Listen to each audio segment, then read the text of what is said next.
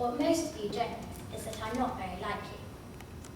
When I was born, I was just like any other baby. But when I was 1.5, I started to become very wobbly and shaky, and I had a scan on my head, and unfortunately they found that I had a brain tumour. On the bright side, it wasn't a cancerous tumour, but the bad news that it was growing out of my optic nerve, which meant it was vital to stop the tumour from going more to save my sight. After I left hospital, I had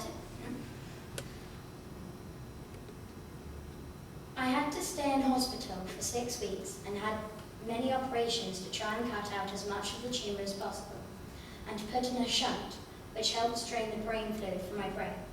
I found out that the shunt was invented by Roald Dahl after his son was in a car accident. Before shunts were invented, children often died.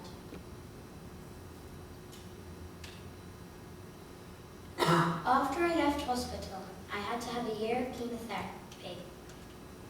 This was very strong medicine that makes you feel very sick and all your hair falls out. This only stopped the tumour growing for a year, so I had to have a further year of chemotherapy when I was 5, with even stronger drugs. That still didn't work, so when I was 8, I had 6 weeks of radiotherapy, and that seems to have worked. To begin with, I have had to have brain scans every 3 months to check it wasn't growing, then every 6 months, and now only once a year.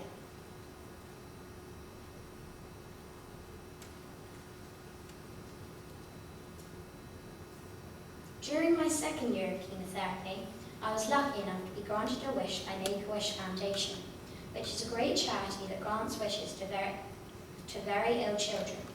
And I got to spend the day with Sarah Jane and Justin from CBB's Higgleby House, which was a dream come true. Later on in the year, I met Enrique Iglesias, and I was invited onto the London Eye to mark the 21st anniversary of the charity, and reported on the day for News Round on CBBC. So although it was a difficult year, I had some amazing experiences. So here I stand. I still have a brain tumour, but now the size of a marble instead of a spatsuma. I have to give myself an injection every day to help me grow and control my hormone development.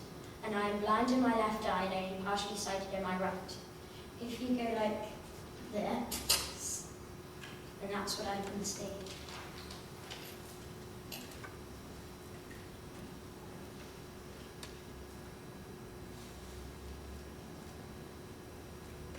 My poor sight means that busy places are difficult for me, and I find the playground quite scary as I can't see people coming. It makes it difficult for me to catch balls and things like that, but I'm trying very hard. I wish I can see properly and that this hadn't happened to me, but I also know how lucky I am to be here at all and to be able to live a pretty normal life.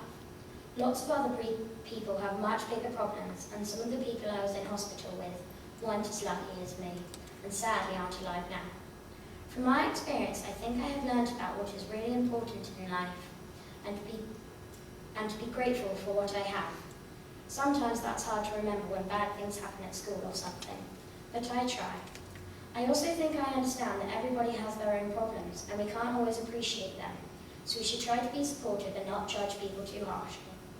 Everybody has a story, and this has been mine. Last term I competed in my school's talent competition, which I was lucky enough to win, and I have been asked to sing you the song that I sang there. It's called Jar of Hearts. I hope you enjoy it.